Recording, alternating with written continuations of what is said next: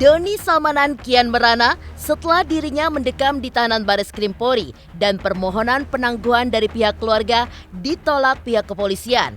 Hal itu diungkap kuasa hukum Doni kepada tim intens investigasi kemarin. Pupus sudah harapan keluarga dan istri untuk berkumpul kembali dengan Doni. Padahal Dinan sudah bersedia dijadikan jaminan atas penangguhan penahanan sang suami. Lantas seperti apa kondisi Doni saat ini? Benarkah pihak keluarga tidak patah semangat dan berusaha agar permohonan penangguhan penahanan mereka dikabulkan penyidik? Lalu benarkah saat berada di tahanan, Doni pun masih memantau pihak-pihak yang berusaha untuk mencemarkan nama baiknya? Di sisi lain, mantan istri Doni bernama Gigi Rowanita membuat pengakuan secara blak-blakan terkait masa lalu Doni Salmanan, mulai dari tukang parkir, kerja di bank sebagai marketing, hingga pernikahan yang dimahari mobil mewah namun hanya berusia setahun. Lantas benarkah Gigi mendapat uang belanja 10 juta rupiah per bulan dari Doni? Dan benarkah gara-gara trading, Doni pun sempat kalah hingga menjual mobil mewah milik istrinya? Selain itu, pihak PPATK juga mengungkap telah membekukan 150 rekening bank dengan total 361 miliar rupiah yang diduga hasil pencucian uang investasi ilegal. Lantas benarkah pihak berwajib juga menemukan aliran dana dalam mata uang euro senilai 7,9 juta euro di Kepulauan Karibia dan judi online di Rusia? Pemirsa, bersama Intens Investigasi, kami hadirkan kabar terkini, terpercaya, dan teraktual. Tetapi sebelumnya, jangan lupa untuk like, subscribe, dan juga share channel YouTube ini.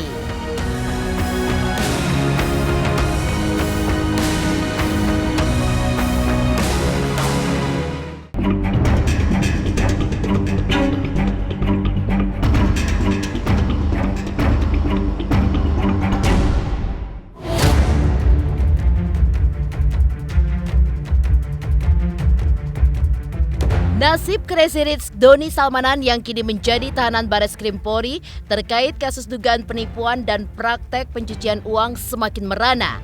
Pasalnya, permohonan penangguhan penahanan diajukan pihak keluarga Doni dengan jaminan sang istri Dinan Nur Fajrina ditolak polisi.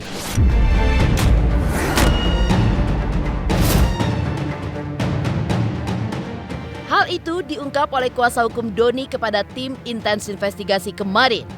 Meski gagal, namun pihak keluarga tidak patah semangat dan terus mengusahakan untuk meminta penangguhan penahanan atas Doni dikabulkan penyidik. Meski penangguhan penahanan pertama ditolak, hal itu tidak bisa membuat kondisi Doni drop. Kuasa hukum Doni pun juga mengaku jika kliennya itu masih bisa tertawa di tahanan, apalagi saat sang istri menjenguknya 2 hari lalu di tahanan Baris Krim Polri.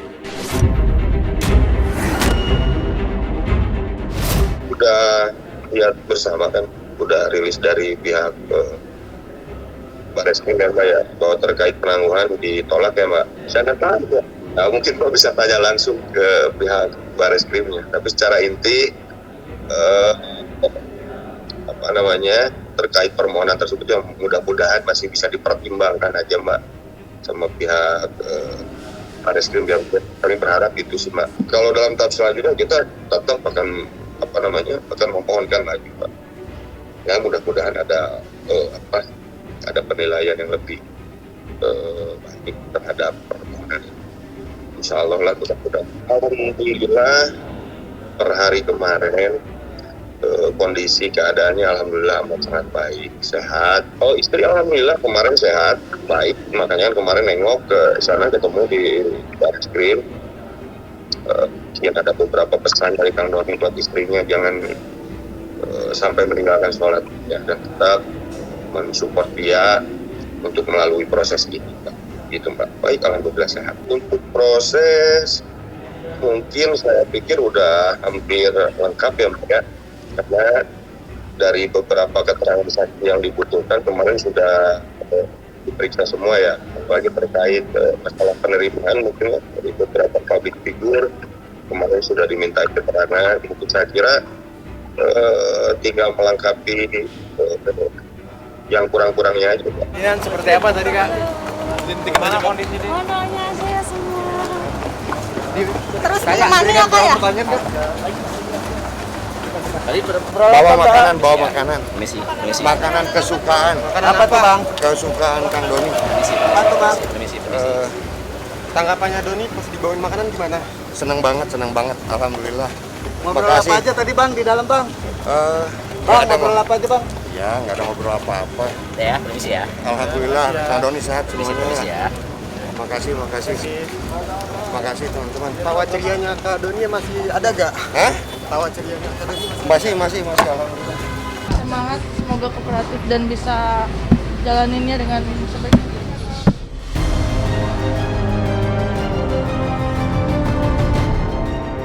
Meski hidup di dalam tahanan, pihak Doni tidak akan tinggal diam jika ada pihak yang berusaha untuk menjelek-jelekan namanya, entah secara langsung ataupun melalui sosial media.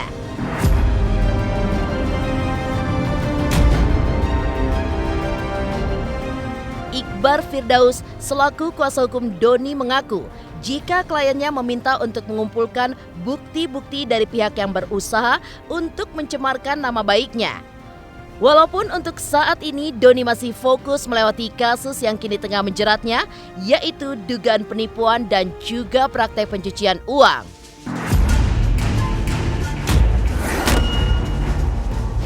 Ada sedikit pesan dari saya terkait sesuatu hal yang diuraikan melalui media sosial, Mbak, itu jelas sudah ada aturannya. Maka mungkin hemat saya untuk berhati-hati berstatement, untuk berhati-hati menyampaikan data yang kira-kiranya tidak beralasan dan mempunyai alat bukti yang kuat, Mbak. Karena mungkin kita selama ini masih defense, kita selama ini masih masih ngumpulin, Mbak, terkait materi-materi yang sifatnya beritanya hoax dan tidak benar, ya jelas kita akan mengkantor, Pak. Kita akan melakukan upaya hukum juga. Tapi mungkin sampai saat ini Doni lebih condong lebih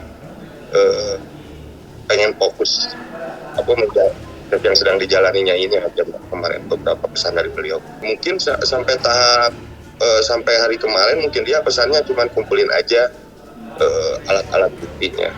Mungkin khawatir sewaktu-waktu ada yang tidak berdasar, ada yang bentuknya bohong, mungkin kita pun akan melakukan upaya yang lain.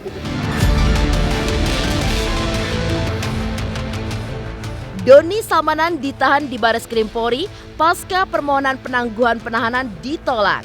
Lantas seperti apa pengakuan mantan istri Doni terkait masa lalunya? Pemirsa Intens Investigasi, jangan lupa untuk like, subscribe, dan juga share channel YouTube ini.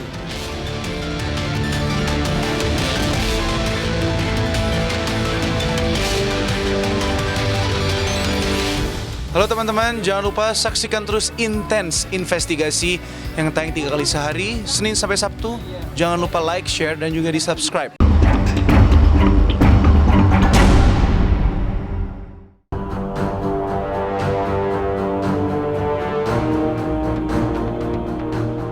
Setelah sang istri bersedia menjadi jaminan untuk penangguhan penahanan sang suami namun ditolak kepolisian, kini mantan istri Doni Salmanan bernama Gigi Rwanita pun muncul dan membuat pengakuan terkait masa lalu Crazy Rich asal Bandung ini.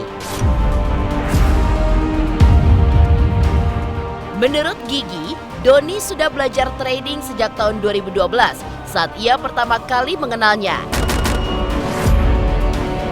Saat itu, Doni juga melakukan jual beli handphone secara online melalui sosial media. Selain bisnis, Doni pun diketahui juga pernah menjadi tukang parkir, lalu nasibnya pun mulai menanjak saat bekerja di salah satu bank swasta di Bandung. Doni dikenal Gigi sebagai pria yang tekun dalam melakoni setiap bisnis dan juga pekerjaan yang digelutinya.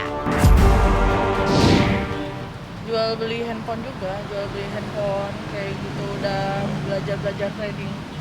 Oh, udah belajar trading waktu itu. Oh, saat kenal berarti udah belajar trading. Iya. Bareng Mbak Gigi juga atau gimana? Enggak sih, aku cuman ngeliatin doang. Bener nggak sih? Iya betul. Seperti apa? Daerah mana, Mbak? Ya itu udah lama juga sih. Setelah kenal atau belum? Setelah kenal. Setelah kenal. Sebelum jadi itu ya, kerja di bank? Iya. Berapa lama kurang tahu? Kurang tahu juga sih berapa lamanya. Tapi belum pacaran ya? Belum waktu itu. Masih temenan biasa. Teman. Kabarnya juga sempat kerja di bank ya? Iya. Dia tekun sih dia. Kalau misalnya udah fokus sama satu kerjaan ya udah fokus. Tahun berapa kerja di bank, Kak? Itu dari 2000 berapanya nggak tahu sih. Tapi dari semenjak pacaran dia masih kerja di bank sama belajar. Oh, udah kerja di bank berarti ya pas pacaran? Iya. Oh, sebagai apa, Kak? Marketing. Marketing di bank ya. Tapi memang suka sama orang lain juga kayak dermawan. Kenapa? Suka membagikan dermawan. Iya. Dermawan. Iya. Emang dari dulu dia emang suka bagi-bagi gitu. Seperti apa? Sedermawan kayak gimana sih dulu Mas Doni? Iya, suka nolong. Kalau misalkan ada rezeki pasti dia nolong orang kayak gitu.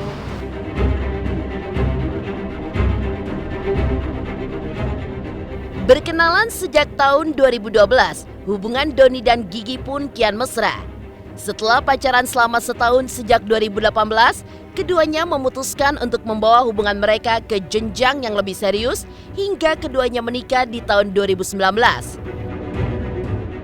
Diakui Gigi bahwa Doni merupakan sosok yang royal, baik, perhatian, dan juga sayang keluarga. Namun sayang, rumah tangga mereka hanya bertahan setahun dan keduanya pun memutuskan bercerai di tahun 2020. Namun, Gigi pun menyembunyikan alasan perceraian itu. Dulu di sosmed awalnya. Pokoknya dari 2012 sampai 2020. Sama. Jual beli, jadi aku jual handphone waktu itu. Itu tahun berapa? Itu 2012 kalau nggak salah. Kan akhirnya menikah. Kurang lebih setahun. Iya. Pacarannya kurang lebih setahun. Kenalannya berapa? Udah dari lama. dari Kenalnya lama, udah emang udah dari lama. Terus baru pacaran setahun. Iya. Baru pacaran setahun terus akhirnya menikah. Iya. Iya baik royal, perhatian, terus sayang sama keluarga juga. Oh, itu yang membuat mungkin bagi Iya. akhirnya Iya, pribadinya baik. Bener nggak sih mahar pernikahan bagi Gigi sebuah mobil mewah? Iya, Fortuner? betul. Itu Betul. dari trading juga atau gimana? Iya, dari trading dari YouTube juga. Trading dari Oh. YouTube juga. Dan keinginan mahar Fortuner itu keinginan Itu dari aku bagi nggak dia? tahu. Jadi tiba-tiba dibeliin waktu itu. Pernikahan berlangsung berapa lama? Kurang lebih setahun. Oh, pernikahannya memang cuma setahun ya? Pacaran setahun, nikahnya juga setahun. Tahun berapa tuh kira-kira cerai? 2020. Iya. Kenapa? Alasan untuk berpisah, Kak? No komen sih kalau itu.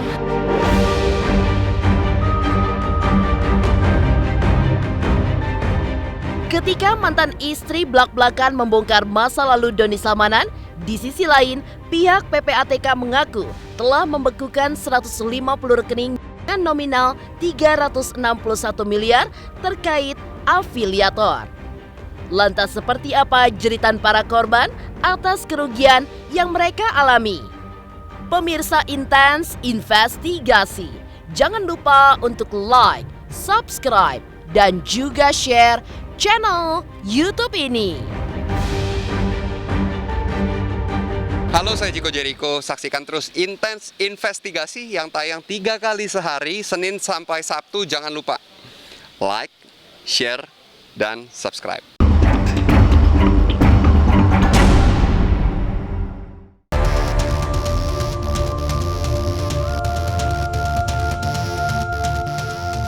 Di saat mantan istri mengungkap secara blak-blakan soal masa lalu Doni Salmanan yang menjadi tukang parkir hingga kerja di bank. Di sisi lain, pihak PPATK pun secara blak-blakan menyatakan telah membekukan rekening yang diduga hasil pencucian uang dengan jumlah 150 rekening bank dan total uang 361 miliar rupiah. Menurut pihak PPATK, ratusan rekening tersebut diduga penerima dana sebagai pemilik dari platform Binomo.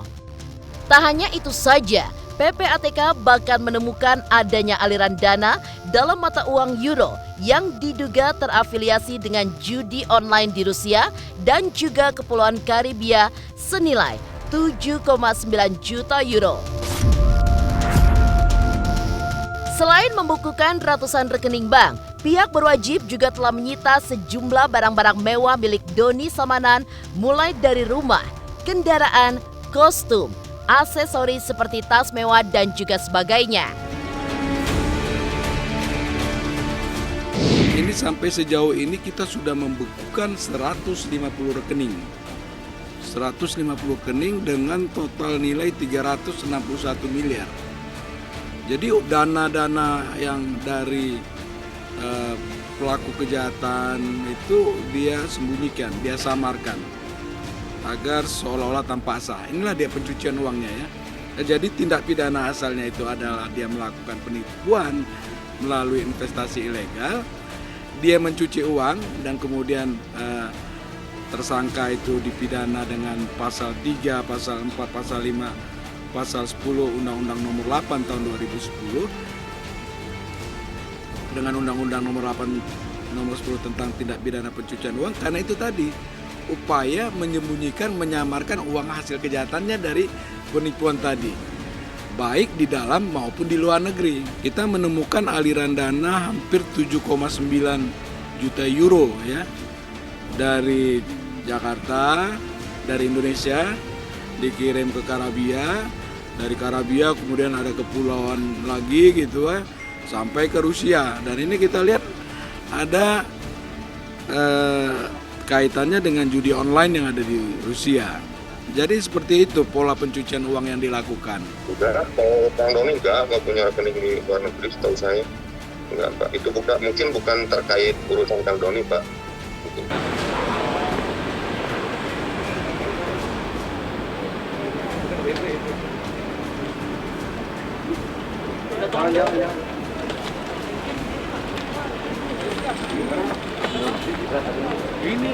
Kami sudah menyita beberapa barang bukti, yaitu barang bukti aset hasil kejahatan yang saat ini telah ada di hadapan rekan-rekan semuanya, yaitu berupa uang tunai, namun untuk rumah, 2 rumah ada di Bandung, dan kendaraan bermotor roda 2, roda 4, akun email dan akun media sosial, serta dokumen, barang elektronik, dan pakaian. Kalau menurut data dan fakta mungkin udah semua disita, Pak, kalau saya lihat. Di sisi lain, pihak korban pun juga terus diperiksa oleh pihak kepolisian. Hingga kemarin, total ada 10 lebih orang yang menjadi korban afiliator Doni Salmanan yang mengalami kerugian 2,6 miliar rupiah. Pihak korban pun juga berharap kerugian yang diduga akibat ulah Doni Salmanan tersebut nantinya akan dikembalikan. Ya, jadi hari ini kami habis mendampingin dari yang korban Binomo Indra Kents itu, baru 1 orang yang dimintai keterangan BAP. Dari jumlah pertanyaannya tadi itu, karena barang buktinya kan banyak ini, sekitar kurang lebih 20 pertanyaan.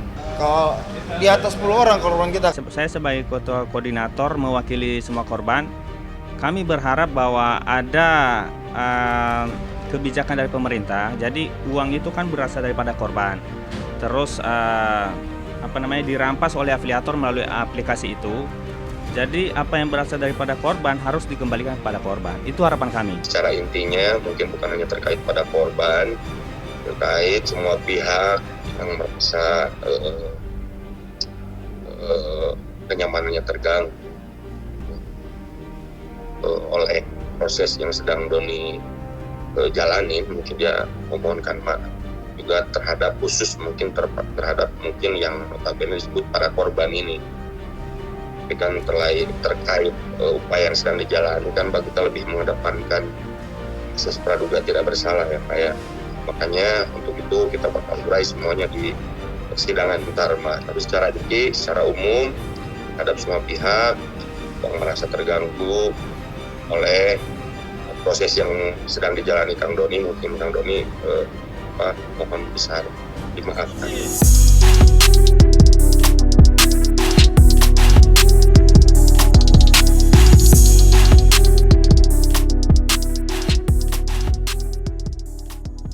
Demikian pemirsa, kabar terkini, terpercaya, dan teraktual yang kami hadirkan hari ini. Saksikan terus Intens Investigasi setiap hari Senin sampai dengan Sabtu, tayang 3 kali sehari, yaitu pada pukul 11 siang, 3 sore, dan 7 malam hanya di YouTube channel. Dan pastikan jangan lupa untuk like, subscribe, share, dan juga komen channel Intens Investigasi.